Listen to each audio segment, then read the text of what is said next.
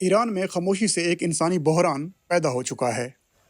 2025 میں ہزاروں افغان مہاجرین روزانہ زبردستی سرحد پار دھکیلے جا رہے ہیں۔ اب تک 12 لاکھ سے زائد افغان واپس بھیجے جا چکے ہیں۔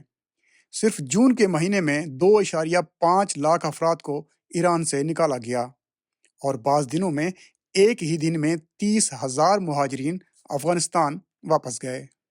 یہ صرف اعداد نہیں، یہ زندگیاں ہیں۔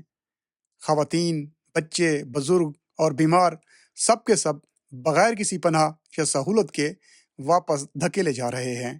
اقوام متحدہ کے مطابق مارچ سے اب تک 6,40,000 افغان واپس پہنچ چکے ہیں، جن میں سے 3,66,000 کو زبردستی نکالا گیا۔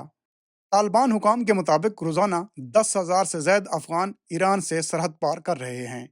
یہ واپسی نہیں، یہ جبری بے دخلی ہے۔ یہ صرف پالیسی نہیں، ایک انسانی سانحہ ہے۔